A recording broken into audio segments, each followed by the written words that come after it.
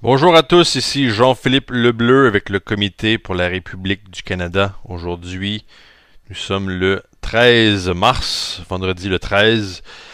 Bonjour à tous, bonjour à tous ceux qui nous écoutent au Canada, en Haïti et dans les autres pays francophones. Donc aujourd'hui, on va faire un survol en fait de la situation stratégique internationale en commençant avec une déclaration très importante de l'économiste américain Lyndon LaRouche, une déclaration qui a été faite vendredi dernier, qui justement touchait la situation avec la Grèce, qui est maintenant là, depuis l'arrivée du nouveau gouvernement ukrainien, donc le gouvernement mené par Alex Tsipras. Donc ce gouvernement qui est un gouvernement foncièrement anti-austérité et qui demande en fait à réorganiser la dette complète de l'Europe, pas simplement la dette de la Grèce, parce que comme on va le voir bientôt, le problème c'est pas simplement la Grèce, le problème est beaucoup plus large que ça.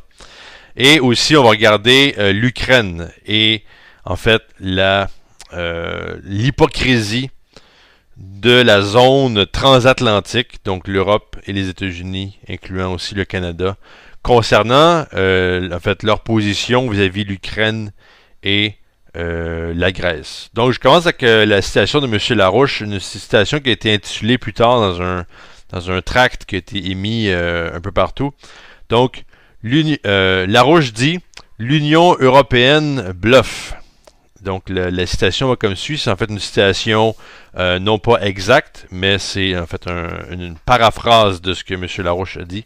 Donc il dit que en fait, la réelle banqueroute, la réelle faillite n'est pas celle de la Grèce ou des nations européennes, mais est celle du système transatlantique de Londres et de Wall Street dans son entièreté. Donc la question que plusieurs nations se posent, notamment la Russie, mais aussi d'autres nations, est est-ce que les Européens et les États-Unis, sous le contrôle de Barack Obama, pourront survivre leurs propres actes de folie, ou est-ce que leurs actions vont mener à une guerre et une extermination possible de l'espèce humaine? Donc on parle évidemment de guerre nucléaire. Donc M. Larouche dit la reine Élisabeth et ses réseaux pourraient peut-être apprécier l'idée d'une guerre générale, mais moi personnellement, je n'apprécie pas ça du tout. Donc M. Larouche continue et dit la Grèce, heureusement, a un rôle à jouer. La Grèce peut devenir en fait une partie très importante du processus de développement des nations du BRICS, notamment le Brésil, la Russie, l'Inde, la Chine et l'Afrique du Sud, qui sont les nations du BRICS. Donc, une partie grandissante du monde est en train de briser leurs liens avec les intérêts anglo-américains. Et maintenant, on parle de plusieurs nations, notamment en Amérique latine, en Amérique centrale, dans les Caraïbes. Bien sûr, aussi, cela inclut des nations dans l'Asie du Sud-Est, dans l'Asie du Sud, le Proche-Orient et le continent africain. Donc, pour mettre ça en termes plus clairs, en fait, l'Union monétaire européenne est en train de bluffer concernant le cas de la Grèce. Ils essaient de terroriser la Grèce. Et ça, c'est vraiment stupide. Et c'est stupide pour les nations de l'Europe de l'Ouest et des États-Unis. La Grèce a une relation unique et très proche de la Russie, aussi avec la Chine, parce que la Grèce, en fait, est une porte maritime pour la Russie et la Chine afin d'entrer dans la région de l'Europe de l'Ouest. Donc, ce qu'on voit maintenant, M. Larouche continue, il dit, ce qu'on voit maintenant, c'est une confrontation avec la Grèce et une confrontation avec la Russie dans une dernière tentative de faire un bluff. Et le danger est qu'à la fin de ce bluff se trouve une guerre nucléaire. Donc, le défi pour les Américains et pour les Canadiens, et en fait pour les gens qui ont une tête sur les épaules, c'est que il faut être capable de concevoir la folie qui est en train de mener le monde maintenant et que cette folie est en train de bluffer et de provoquer un risque d'extermination de l'espèce humaine avec une guerre nucléaire. Cette folie en fait, est au-delà de la compréhension de la majorité des gens. Et c'est là le problème. Et c'est là pourquoi les gens n'agissent pas, par exemple, concernant Barack Obama. Donc, pourquoi est-ce que les gens ne veulent pas destituer Obama? Donc, ils ont cette mécompréhension de la folie qui mène le monde maintenant et qui mène aussi l'Empire britannique et d'autres forces financières et politiques. Donc aujourd'hui, la Grèce a une très longue histoire en tant que puissance maritime. Et on retourne très loin dans le passé. En fait, à l'époque où Zeus avait été tué, donc à l'époque du développement maritime de la Grèce, libérée d'une oligarchie de type comme Zeus la représente. Donc Grèce a une caractéristique maritime. Et c'est la base, en fait, c'est ça la base pour la Grèce. La Grèce pourrait devenir une partie intégrante du nouveau paradigme des nations du BRICS à cause de cette position-là. La Chine est déjà en train de regarder la Grèce de ce point de vue-là et en fait d'inclure la Grèce dans sa politique de développement de la nouvelle route de la soie, une politique évidemment défendue par le mouvement Larouche et plus précisément par Helga Zepp-Larouche et Lyndon Larouche. Déjà depuis une vingtaine ou une trentaine d'années. Donc, il semble, selon Larouche, que les Grecs sont forcés de sortir du système européen.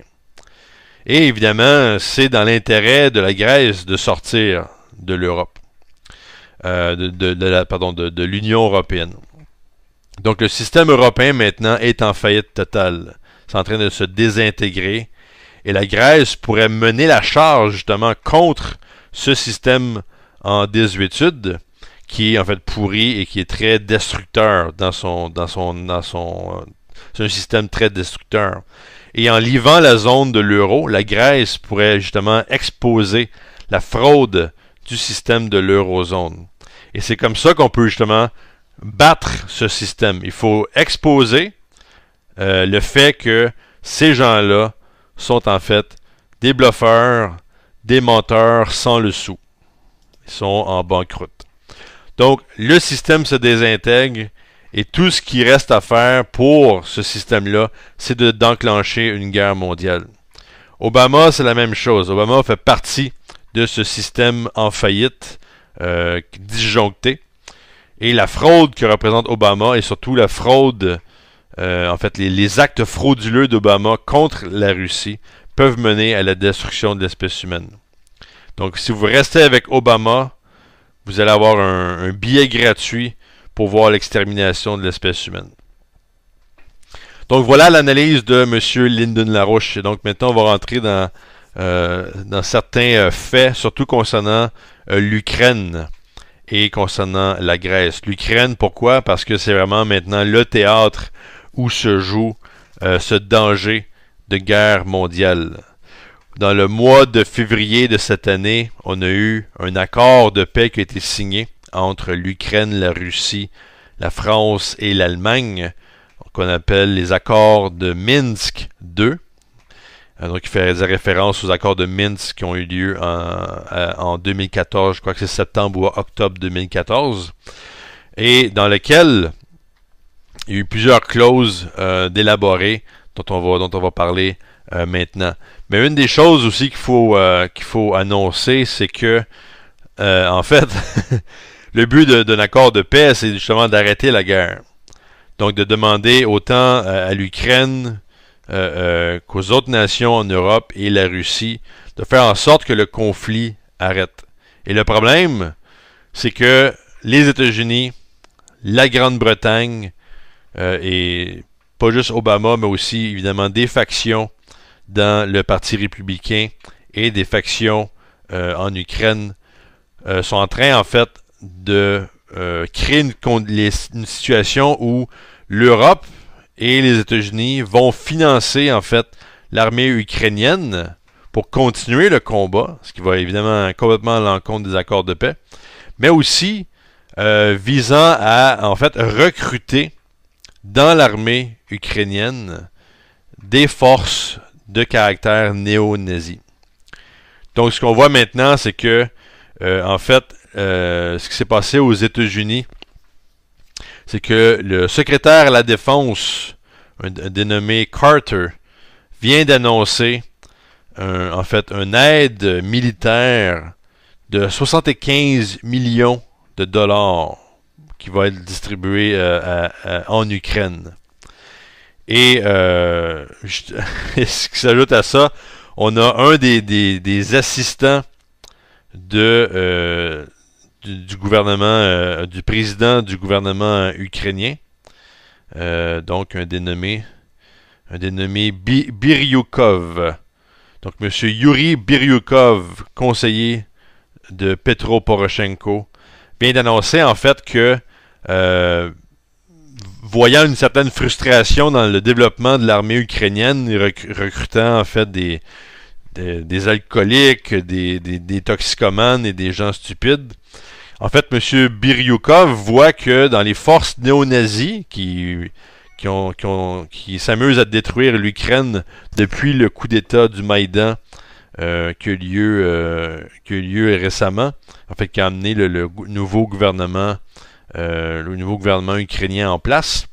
En fait, que Biryukov voudrait recruter ces gens-là parce qu'ils sont plus disciplinés et ils ont l'air plus motivés. Donc, ce qui est vraiment stupide, on s'en fout qu'ils soient motivés ou disciplinés, c'est des néo-nazis. Qu'est-ce que vous voulez faire avec ça? Sinon, vous vous retrouvez avec des néo-nazis au pouvoir. Pas très fort comme analyse de situation. Donc, vous avez ça et vous avez aussi le Fonds monétaire international qui en fait a annoncé une aide dans les prochains mois de 40 milliards de dollars qui va aller au gouvernement ukrainien.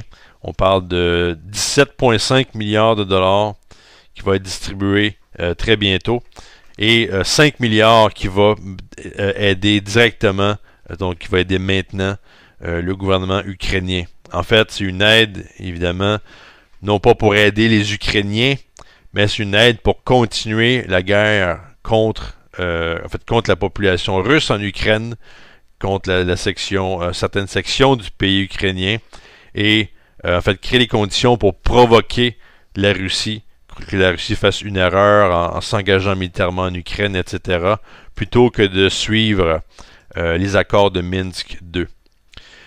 Et il faut le dire, premièrement, en fait, ce qui est assez, quand on parlait tantôt là, du double standard concernant l'Ukraine et la Grèce, c'est que des 5 milliards qui seront distribués maintenant, 1,5 milliard de cet argent-là doit en fait provenir des paiements sur la dette qui sont dus par la Grèce, qui doivent être payés aujourd'hui, donc aujourd'hui, vendredi et lundi de la semaine prochaine. La Grèce, notons-le, refuse justement de joindre cet assaut contre la Russie. Et quand on dit FMI, quand on dit Fonds monétaire international, on dit conditionnalité. L'Ukraine ne va pas y échapper. Donc l'aide qui est donnée au gouvernement ukrainien sert à bâtir la force militaire ukrainienne. Point final. Donc avec les conditionnalités du FMI, on parle de le taux les prix pour l'électricité qui vont monter. On parle de privatisation. On parle en fait de démanteler les services sociaux, ce qui est déjà en train de se produire avec le nouveau gouvernement de toute manière. Et on parle aussi, évidemment, de coupure. On veut que l'Ukraine soit responsable. Donc, le numéro 2 du FMI, un certain David Lipton, demande en fait à ce que l'Ukraine réussisse des économies budgétaires, donc de 15,4 milliards de dollars. Et même certaines personnes, comme était rapporté par l'agence de presse Reuters, il y a certains créditeurs qui disent que ce qu'on appelle une coupe de cheveux, ou une coupe ras-le-bol de 70% du budget serait possible. Évidemment, vous pouvez vous imaginer la situation que cela va créer pour les gens en Ukraine. Déjà qu'il y a une guerre, on commence à couper dans tous les services. Évidemment, c'est la fin. C'est la fin des haricots, comme le dit l'expression. Donc, à partir de ce point de vue-là, évidemment, beaucoup de critiques provenant de la Russie. On va en parler d'une en principale pour vraiment montrer que l'Ukraine, maintenant, appuyée par l'Ouest, appuyée par l'Occident, est en train de briser les accords de Minsk qui viennent d'être signés. Donc, le ministère des Affaires étrangères russe, Sergei Lavrov, était en Espagne le 10 mars. Donc cette semaine, il était en Espagne. Il a fait une conférence de presse avec le ministère des Affaires étrangères espagnol, José Manuel García Margallo, dans lequel il a dit, en fait, quand il a parlé justement des accords de paix, il a dit que la bureaucratie de l'Union européenne à Bruxelles est en train d'escalader de manière délibérée la confrontation avec la Russie, souvent en essayant et en même temps en prétendant vouloir réussir les accords de Minsk II. Donc, toute une hypocrisie directe. Donc, il y a un délai dans l'implémentation des clauses des accords. Et après ça, ben, on blâme la Russie, comme quoi la Russie ne fait pas son travail. Mais on voit directement, en fait, le rôle de sabotage dans les accords de Minsk fait par l'Europe et par l'Ukraine. Et donc, M. Lavrov continue, il a aussi décrit que les autorités à Kiev sont aussi en train de nier que sont en train de nier que l'accord de Minsk avance et que en fait les nations européennes font semblant de se plaindre que ça avance pas alors qu'ils sont en train de faire un sabotage. Donc il y a 3 points qu'on peut regarder, 3 violations des accords de Minsk qui sont faites maintenant. La première est en fait le refus de donner une amnistie aux participants aux événements en Ukraine, dans le sud-est de l'Ukraine, donc les joueurs politiques dans la région de Donetsk et Lugansk. Donc première violation. Deuxième violation, c'est que le Rada, donc le Parlement ukrainien, a émis une déclaration récemment qui disait qu'il ne voulait pas coopérer avec les représentants des républiques de Donetsk et Lugansk afin d'avoir des élections locales. Un des items dans les accords de Minsk. Et troisième point, Kiev qui refuse d'honorer les accords qui établissent en fait un sous-groupe de travail visant en fait à préparer un certain processus constitutionnel, de changement constitutionnel, de discuter des enjeux économiques et humanitaires et les idées de l'élection, etc. Donc, on brise les accords de Minsk de manière directe et c'est évidemment quelque chose qui met les Russes, qui rend les Russes furieux. Et Lavrov disait, en conclusion, il dit « Nos collègues en Occident sont-ils vraiment incapables de voir ce qui se passe, de voir les bévues de l'hypocrisie du gouvernement ukrainien dans le cas des accords de Minsk. » Et il dit qu'il est essentiel d'attirer l'attention de l'Occident au fait que l'implémentation des accords de Minsk sont en fait bloqués par le gouvernement ukrainien. Il continue en disant « Je ne sais pas quels outils les Américains et les Européens ont pour faire des pressions sur Kiev. Peut-être qu'ils devraient utiliser leurs meilleurs mécanismes, qui sont les sanctions économiques, pour forcer Kiev à en fait respecter les accords de Minsk et faire avancer la paix. » Évidemment, un clin d'œil aux sanctions russes sur la nation russe émises par l'Union européenne, les États-Unis, etc. Et évidemment, comme on a parlé tantôt, Yuri Biryukov, écoutez, je pense qu'il faut encore le noter, là.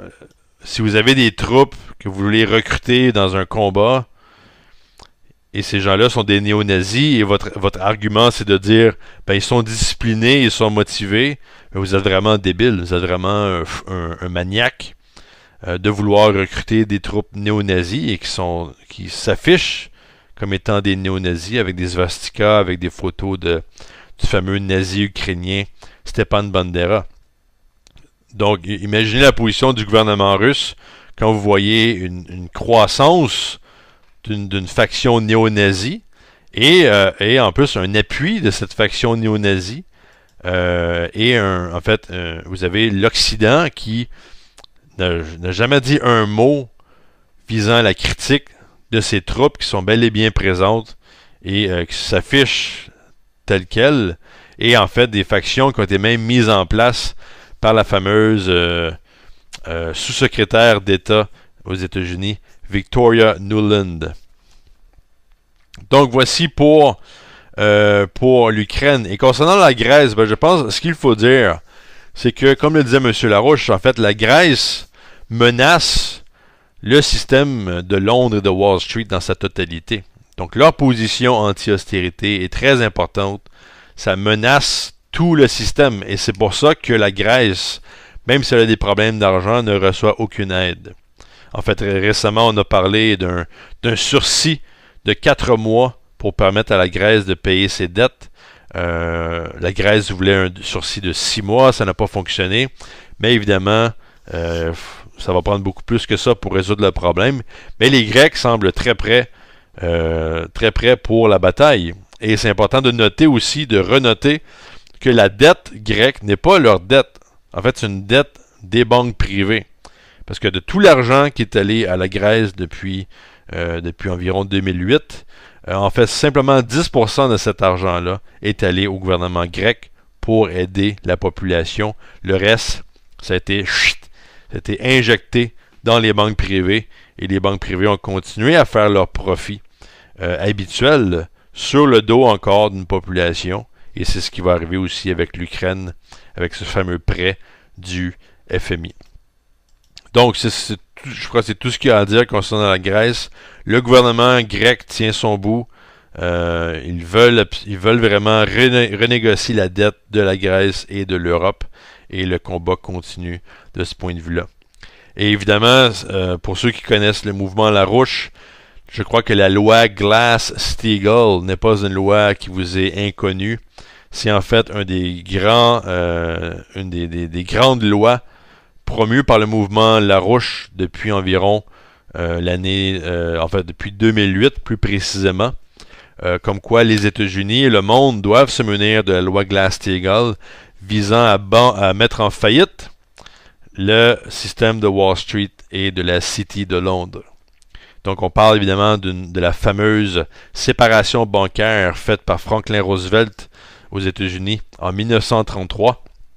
Une loi qui visait à séparer le système bancaire entre un système bancaire commercial, donc le système en fait utile bancaire, où on peut investir dans la communauté, on peut laisser nos comptes fructifier, etc., sans spéculation. Et justement, de l'autre côté, vous avez le système de banque d'investissement. Donc, ces banques d'investissement-là ne reçoivent aucune protection. Si vous voulez spéculer, c'est votre problème, mais vous ne touchez pas à l'économie réelle. Vous ne touchez pas au compte bancaire, contrairement à ce qui veut être fait, par exemple, au Canada, avec la politique de bail-in, où on veut en fait soumettre les comptes des personnes ou des compagnies, les soumettre en fait à une potentielle utilisation par le système bancaire pour sauver l'état de la banque même, au lieu de proposer, comme nous le proposons maintenant, une réorganisation totale du système bancaire, que ce soit au Canada, en France, aux États-Unis.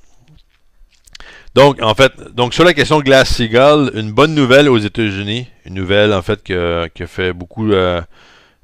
beaucoup enthousiasmé Lyndon LaRouche et qui devrait enthousiasmer toute personne aux États-Unis et dans le monde, c'est qu'on a un potentiel candidat à la présidence aux États-Unis, un dénommé Martin O'Malley, qui lui a déclaré récemment dans une entrevue à MSNBC, à l'émission Morning Joe.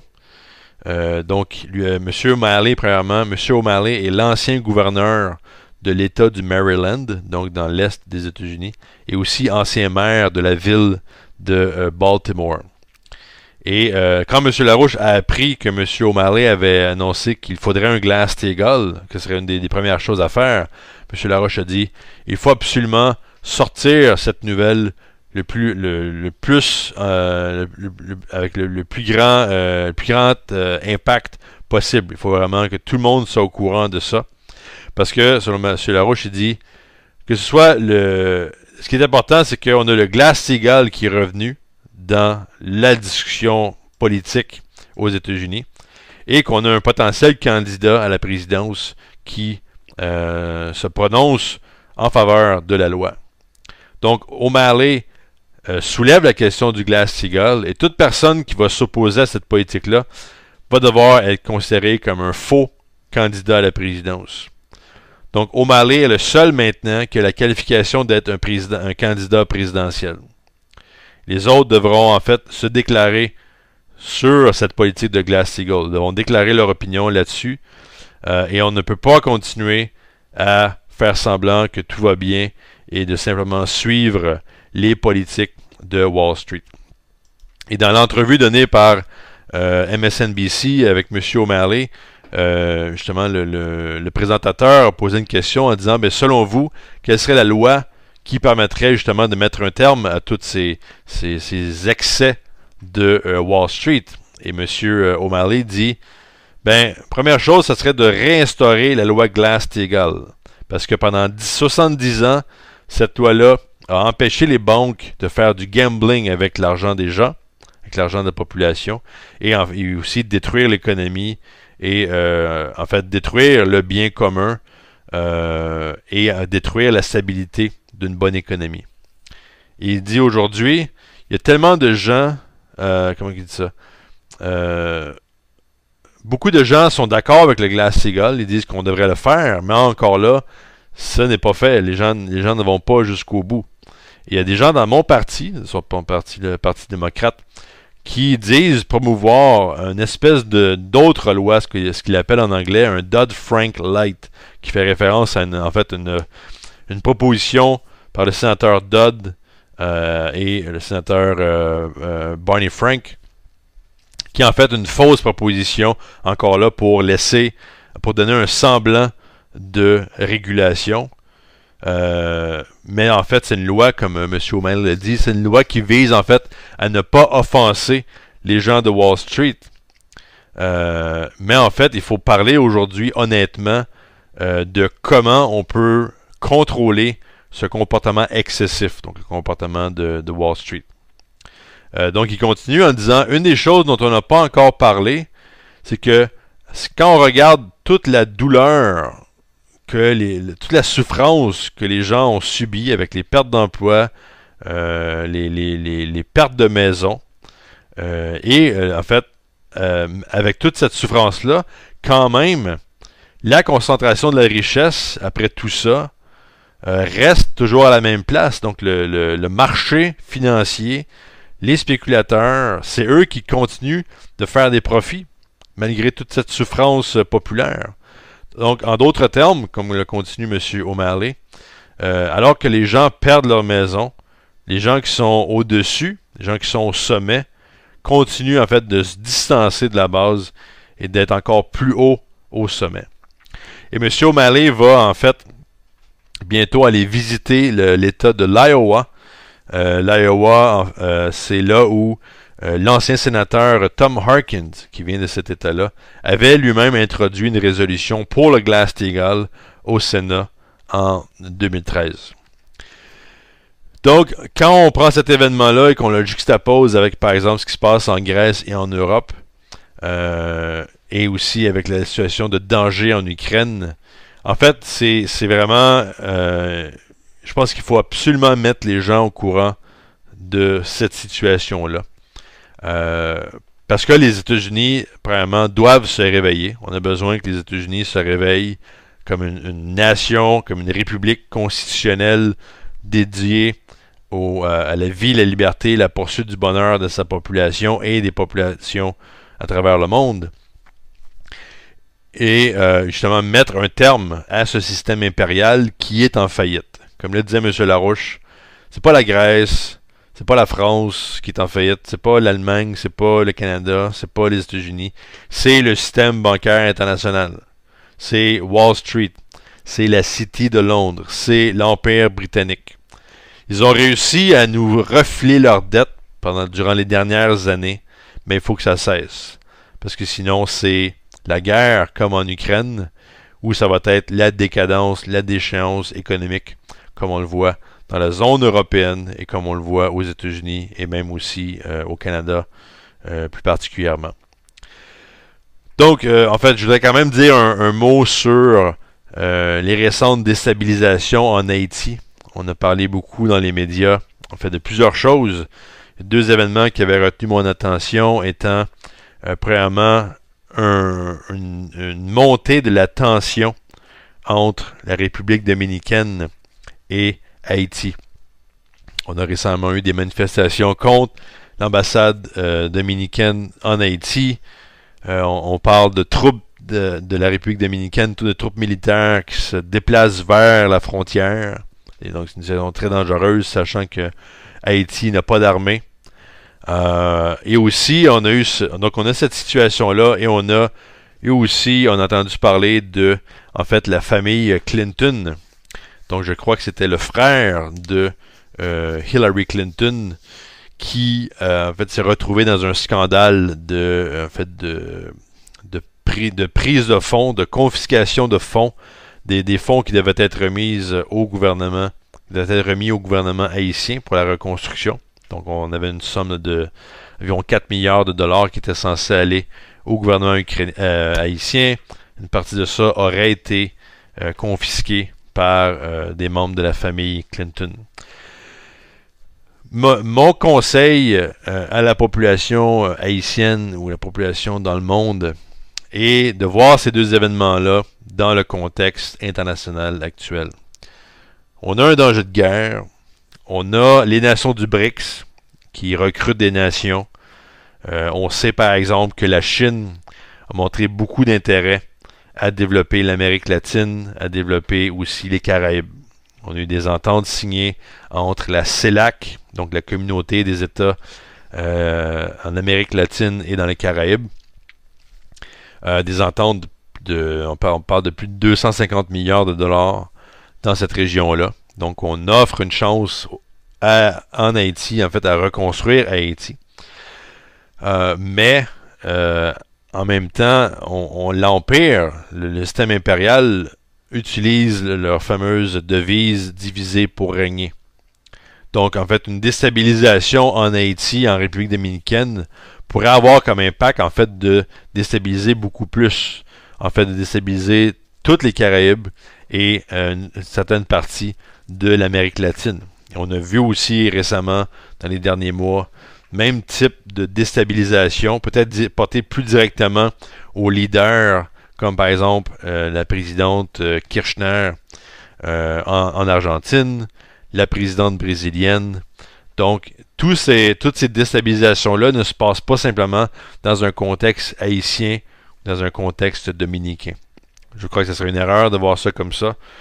Évidemment, il va falloir que la communauté internationale fasse quelque chose. On a eu des manifestations il y a de ça quelques mois où les Haïtiens demandaient l'aide de Vladimir Poutine. Je ne sais pas si cette aide va venir, mais il faut absolument justement éviter un autre conflit civil qui mettrait en fait une déstabilisation d'une grande partie de la région américaine centrale et de faire en sorte que en fait Haïti et la République dominicaine non seulement s'entendent sur un processus de paix et de développement économique, mais puissent prendre part justement au développement des nations du BRICS. Voilà en fait la véritable solution. Il faut que les nations se dirigent vers cette politique de développement économique gagnant-gagnant élaborée par la Chine et les autres nations du BRICS. Je crois que beaucoup de gens ont déjà des détails, il y a beaucoup de détails qui circulent sur Internet, mais je pense que le mouvement Larouche est en fait le seul mouvement maintenant qui a la capacité et la compréhension d'établir à travers le monde une véritable renaissance de l'esprit humain et une renaissance économique basée justement sur une justice universelle. Donc, je laisse ça là-dessus.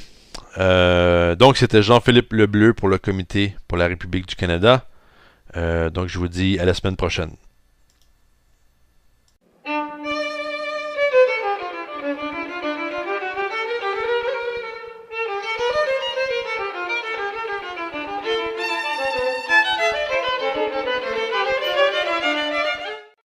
Ça du tout.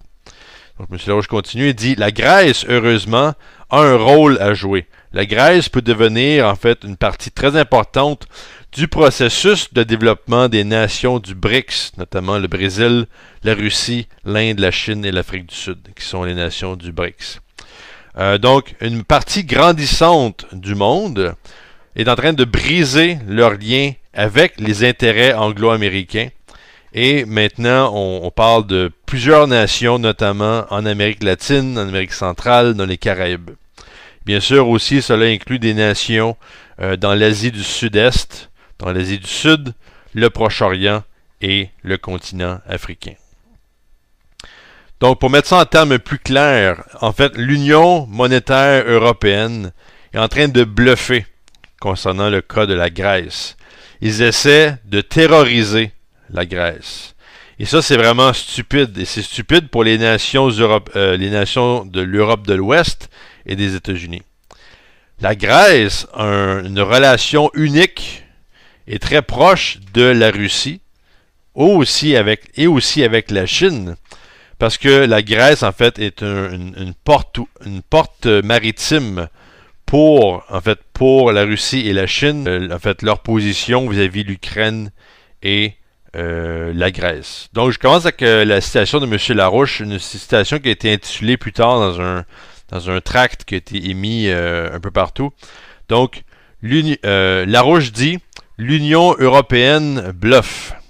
Donc, la citation va comme suit. C'est en fait une citation non pas exacte, mais c'est en fait une paraphrase de ce que M. Larouche a dit. Donc, il dit que, en fait, la réelle banqueroute, la réelle faillite n'est pas celle de la Grèce ou des nations européennes, mais est celle du système transatlantique de Londres et de Wall Street dans son entièreté. Donc la question que plusieurs nations se posent, notamment la Russie, mais aussi d'autres nations, est est-ce que les Européens et les États-Unis, sous le contrôle de Barack Obama, pourront survivre leurs propres actes de folie, ou est-ce que leurs actions vont mener à une guerre et une extermination possible de l'espèce humaine? Donc on parle évidemment de guerre nucléaire. Donc, M. Larouche dit « La reine Élisabeth et ses réseaux pourraient peut-être apprécier l'idée d'une guerre générale, mais moi, personnellement, je n'apprécie pas afin d'entrer dans la région de l'Europe de l'Ouest. » Donc, ce qu'on voit maintenant, M. Larouche continue, il dit « Ce qu'on voit maintenant, c'est une confrontation avec la Grèce et une confrontation avec la Russie dans une dernière tentative de faire un bluff. » Et le danger est qu'à la fin de ce bluff se trouve une guerre nucléaire. Donc le défi pour les Américains et pour les Canadiens, et en fait pour les gens qui ont une tête sur les épaules, c'est que il faut être capable de concevoir la folie qui est en train de mener le monde maintenant, et que cette folie est en train de bluffer et de provoquer un risque d'extermination de l'espèce humaine avec une guerre nucléaire. Cette folie, en fait, est au-delà de la compréhension de la majorité des gens. Et c'est là le problème. Et c'est là pourquoi les gens n'agissent pas, par exemple, concernant Barack Obama. Donc, pourquoi est-ce que les gens ne veulent pas destituer Obama? Donc, ils ont cette mécompréhension de la folie qui mène le monde maintenant et qui mène aussi l'Empire britannique et d'autres forces financières et politiques. Donc aujourd'hui, la Grèce a une très longue histoire en tant que puissance maritime. Et on retourne très loin dans le passé. En fait, à l'époque où Zeus avait été tué, donc à l'époque du développement maritime de la Grèce, libérée d'une oligarchie de type comme Zeus la représente. Donc Grèce a une caractéristique maritime. Et c'est la base, en fait, c'est ça la base pour la Grèce. La Grèce pourrait devenir une partie intégrante du nouveau paradigme des nations du BRICS à cause de cette position-là. La Chine est déjà en train de regarder la Grèce de ce point de vue-là et en fait d'inclure la Grèce dans sa politique de développement de la nouvelle route de la soie, une politique évidemment défendue par le mouvement Larouche et plus précisément par Helga Zepp Larouche et Lyndon Larouche, déjà depuis une vingtaine ou une trentaine d'années. Donc, il semble, selon Larouche, que les Grecs sont forcés de sortir du système européen. Et évidemment, c'est dans l'intérêt de la Grèce de sortir de l'Europe, de l'Union européenne. Donc le système européen maintenant est en faillite. Bonjour à tous, ici Jean-Philippe Lebleu avec le Comité pour la République du Canada. Aujourd'hui, nous sommes le 13 mars, vendredi le 13. Bonjour à tous, bonjour à tous ceux qui nous écoutent au Canada, en Haïti et dans les autres pays francophones. Donc aujourd'hui, on va faire un survol en fait de la situation stratégique internationale en commençant avec une déclaration très importante de l'économiste américain Lyndon LaRouche, une déclaration qui a été faite vendredi dernier, qui justement touchait la situation avec la Grèce, qui maintenant, là, depuis l'arrivée du nouveau gouvernement ukrainien, donc le gouvernement mené par Alex Tsipras. Donc ce gouvernement qui est un gouvernement foncièrement anti-austérité et qui demande en fait à réorganiser la dette complète de l'Europe, pas simplement la dette de la Grèce, parce que comme on va le voir bientôt, le problème c'est pas simplement la Grèce, le problème est beaucoup plus large que ça. Et aussi, on va regarder l'Ukraine et en fait l'hypocrisie de la zone transatlantique, donc l'Europe et les États-Unis, incluant aussi le Canada, concernant